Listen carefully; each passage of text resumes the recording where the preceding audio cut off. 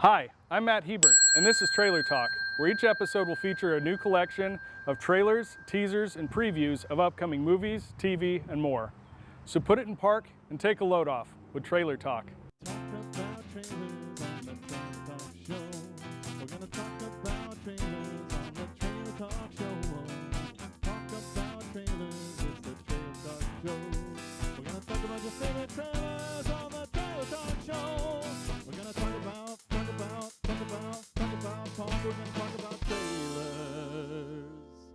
Hi, and welcome back to Trailer Talk. I'm Matt Hebert. I'm here in the trailer, and today we're going to start right away with a horror flick. This is called The Possession of Hannah Grace.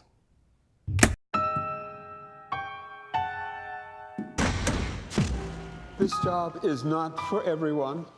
Because of the hours? Because the only co-workers are cadavers.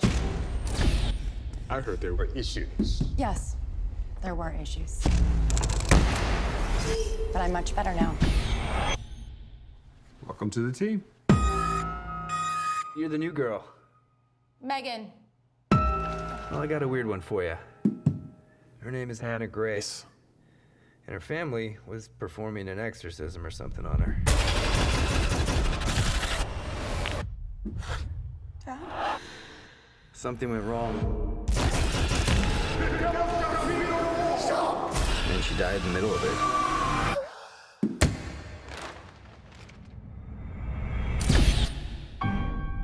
You know what they say. If an exorcism isn't completed, evil will find a new vessel. I believe when you die, you die. End of story. Then you're up for it? I can handle it.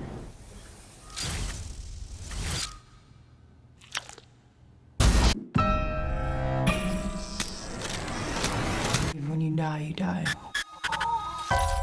When you die, you die. You've got to focus. Just breathe.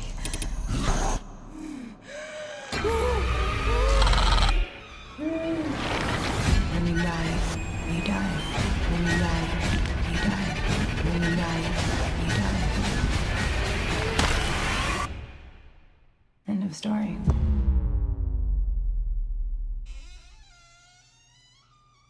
Hello?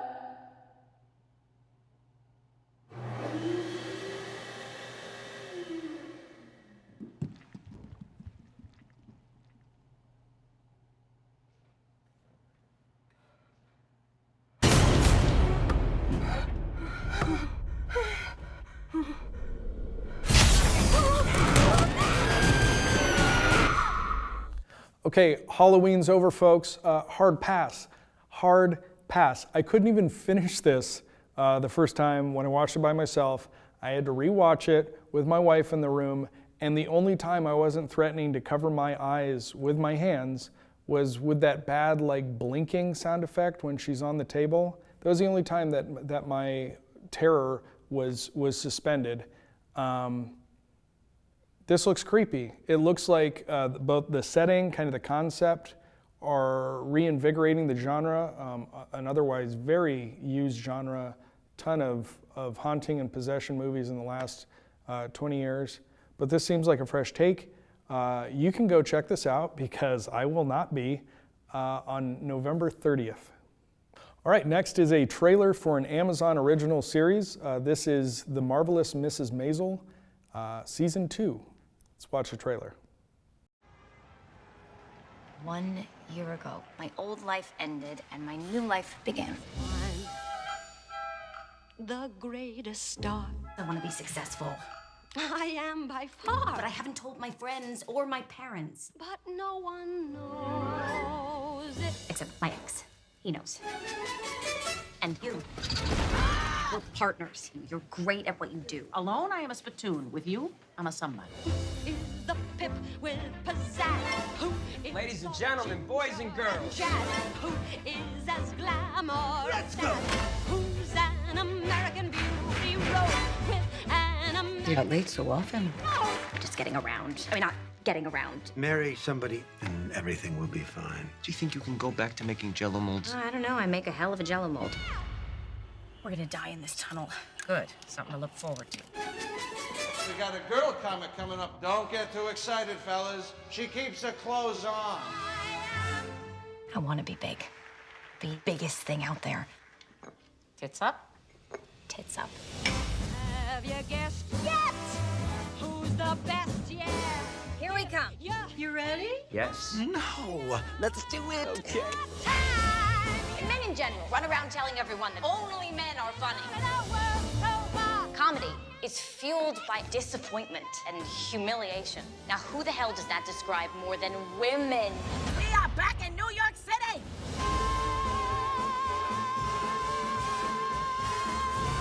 We got the rabbi! Smell that? Smells like cheap beer and piss. I know. Exciting, right?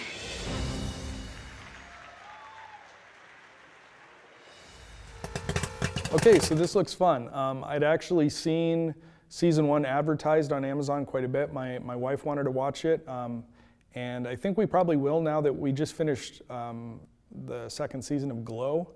And so we're looking for something to watch together. We'll definitely check this out. I was familiar with the premise.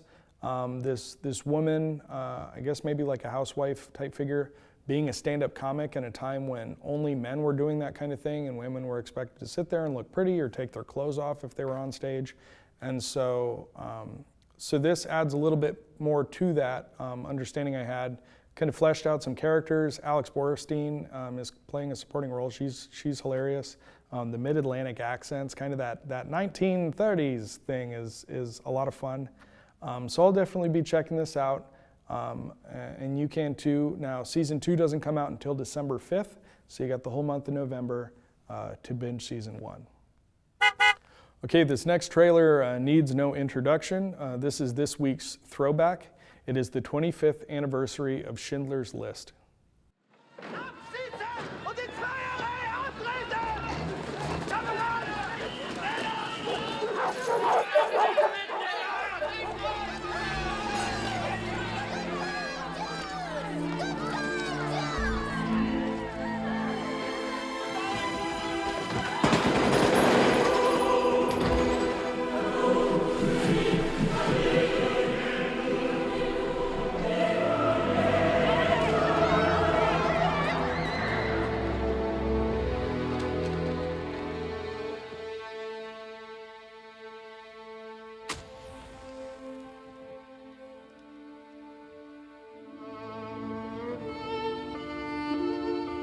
By law, I have to tell you, sir, I'm a Jew.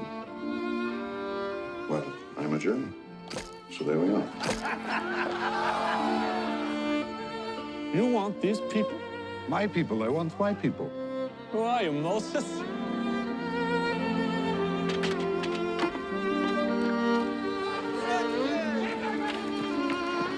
They say your factory is a haven. They say you are good. Who says that? Everyone.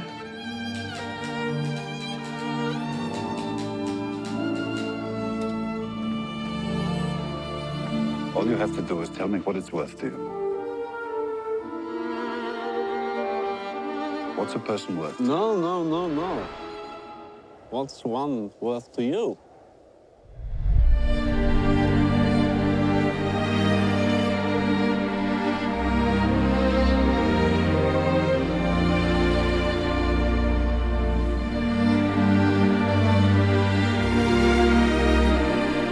Power is when we have every justification to kill, and we don't.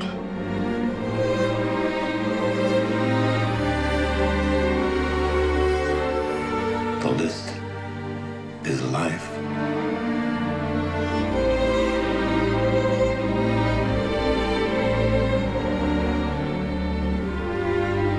Whoever saves one life saves the world entire.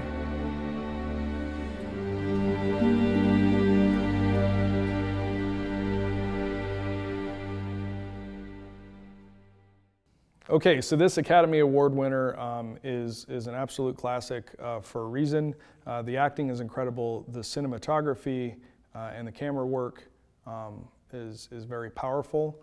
I think it's interesting that maybe not human beings as a species, but at least us as a culture, kind of the more powerful and impactful an event is, the longer it remains in kind of our collective consciousness.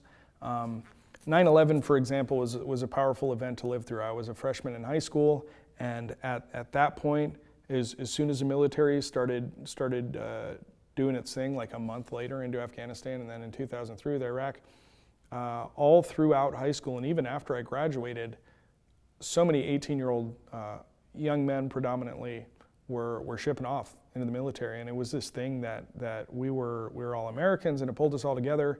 And it's a little disappointing to see just 17 years later that collectively we're slowly starting to kind of forget the impact and importance and perspective of that event. So in comparison, the scale and just the awful reality of the Holocaust should never be forgotten. And that term, never forget, is applied to so many different things nowadays that the meaning kind of wears off. But this 25th anniversary, Schindler's List is so sobering, I think is a good way to put it. And this is a sobering reminder of what happened and what can happen with complacency and people turning blind eyes to things, both on an individual and a personal scale, as well as kind of a global or nationwide scale. So check it out if you've never seen it. It's a great reason to watch it again. I believe that the anniversary was actually December 15th, 1993 is when the movie originally came out. So give it a watch, do yourself a favor, put some perspective back in your life. Okay, here's something new and different, or is it?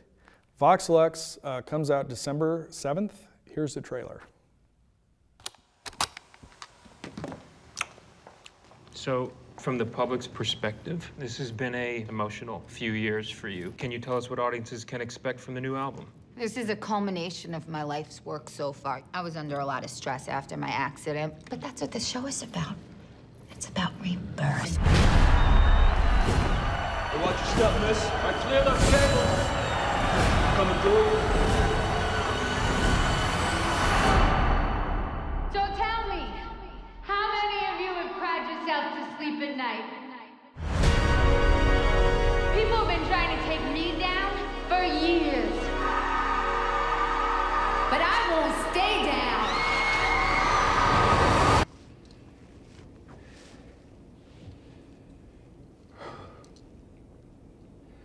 Celeste, come on. Everybody's downstairs. Oh. It's a weird world we live in. And the way I've chosen to live my life, please don't follow me, goes against some people's views on things. Do you mind if I get a quick picture with you? Mom, I'm worried about you. You're worried about me? All that matters is that you have an angle. I'm scared. Keep it simple.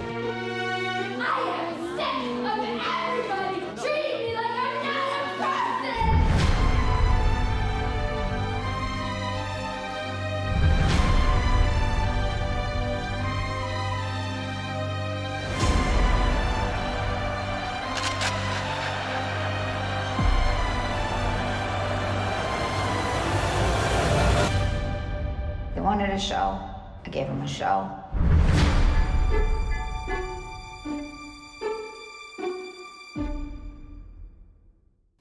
Okay, so is this, I don't know about this. Is this new and different? Is it, I see all these things, groundbreaking character, the best character work Natalie Portman's ever done. Is it? Because this just seems like a lot of Black Swan, which was a very powerful movie, and I went and saw it in the theater and was captivated. The music, all of it came together.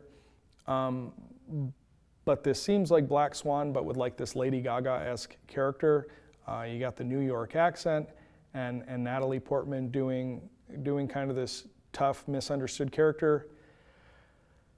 I will give credit to the fact that a little bit of research showed there's some more character depth here that they allude to in the trailer, but I don't think they illustrate it very well, which is she survived like a school shooting or something when she's a kid.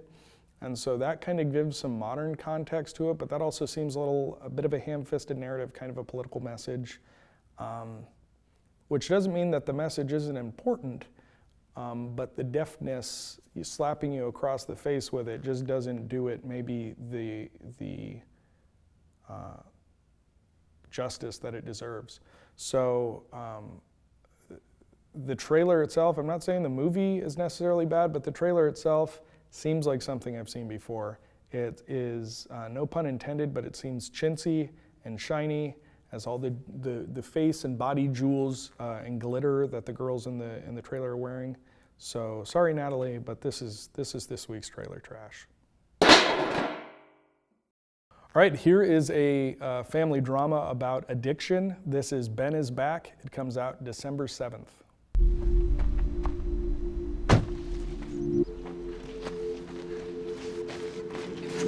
Oh my God, I can't believe it. Hi, Mom. Oh, I see you. Is it you? Is that Ben? Did you see? He's gained some weight and he's got the sparkle back in his eyes. He's clearly doing better. Oh, then why are you hiding everything? We said we weren't going to do this again, remember? I agree. And if it weren't Christmas, you get a day. This time tomorrow, you are back in sober living. Yeah, okay. You do not leave my sight ever. Because for the next 24 hours, you are mine, all mine. Got it? I got it.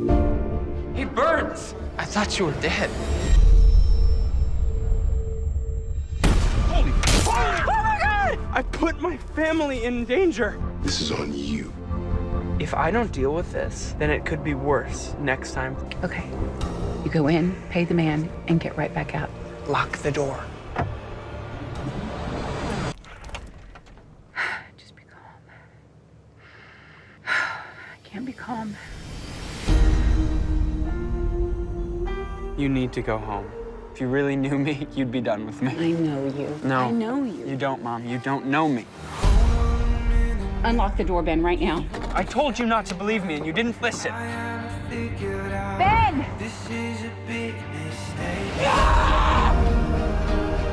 All I need is for you to do me just one more little favor. I'm looking for my son. I can tell there's something wrong. You need to come home. Not without Ben. I just need you to please find my son. The things that I've done to myself and others. We can't save them, but you'll hate yourself if you don't try. Just tell me, son, where you want me to bury you. I'm not going to die. Anyways, here I am, still here. So thank you. Thank you for... Let's see if I sink or swim. All right, this actor, the main character here, Ben, is his name is Lucas Hedges. He's been recently in Boy Erased. He played a young, like a gay Christian kid whose parents are sending him to gay conversion camp therapy, whatever you want to call it. And then he was also in Jonah Hill's director debut movie mid-90s. So he's been in a lot of stuff lately. He's been very busy, and I think there's just something about the way he looks and holds himself and his tone that he can add to a character that makes them kind of riveting and compelling and draws you in, which is a sign of a great actor. And he continues that here to serve this kind of self-loathing, I'm no good for you, Ma, why are you keep giving me a chance, drug addict son. Now, Julia Roberts, I don't think does that as well here, and that's kind of a personal bias. I've just never been very captivated by the characters that she plays. It's hard not to just see Julia Roberts acting. But having said that, this dynamic of mother just not physically being able to give up on her grown addict son. There's a lot of heavy, messy, personal layers there, and they don't seem to be ignoring any of them. They seem to be addressing a lot of the ups and downs, and her just putting herself out there, always wanting to give her son another chance, which can be so frustrating for everybody else who's not in that perspective. You really just don't know what it's like to be that mom, no matter how much you want to try to talk sense into them. So there's a lot of that going on here, and the fact that I'm drawing all that out of this trailer, at least to me, makes it seem like a decent flick. So we got another drama here this week, and this is a historical drama about European royalty, which is something I think we can all identify with personally. This is the trailer for Mary, Queen of Scots. England does not look so different from Scotland. Aye, they are sisters. Queen Elizabeth, your cousin Mary has returned to take up her throne in Scotland. The Queen! My dear cousin Elizabeth, I hope we might meet in person, that I might embrace you. But ruling side by side, we must do so in harmony, not through a treaty drafted by men lesser than ourselves. My dear cousin, let our nations cherish each other as we would, two kingdoms united. How did the world come to this? Wise men servicing the whims of women. Mary is our foe. We must never bow to her as we bow before you. You have the boldness to doubt my judgment. She is only your queen if I should not produce an heir. What is it like to have a man? With heaven's blessing, we bring an heir to Scotland and to England. It is a clear provocation. We must make war in Scotland. So put your skills to use. Do not play into their hands. Our hatred is precisely what they hope for. I know your heart has more within it than the men who counsel you. You would do well to watch your words. I will not be scolded by my inferior. Your inferior. Are you afraid, Henry? No. Good. Because our swords are not just for show.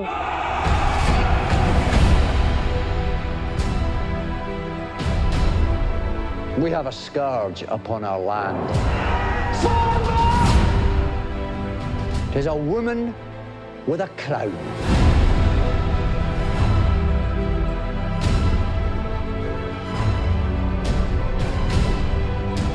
Your beauty, your bravery. Now I see there is no cause for envy. Your gifts will be your downfall. Should you murder me, remember you murder your sister. And you murder your queen.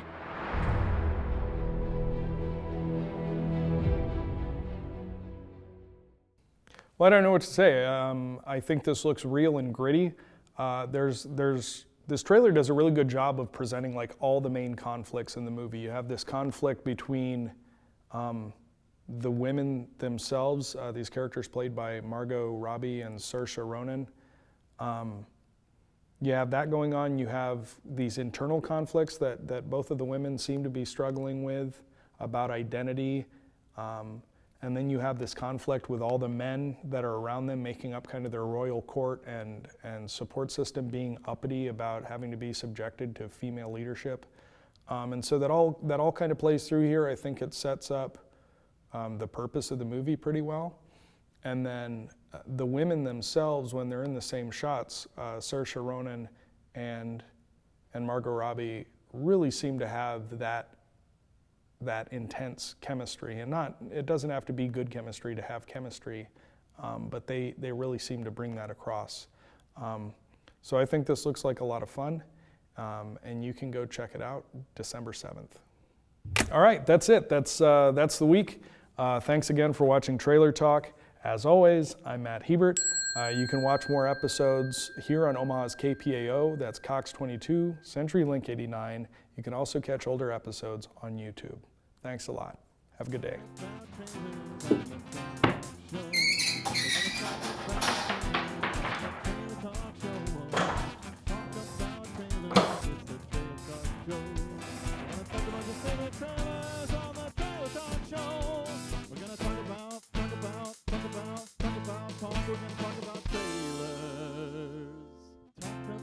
trailers on the Tech Talk Show.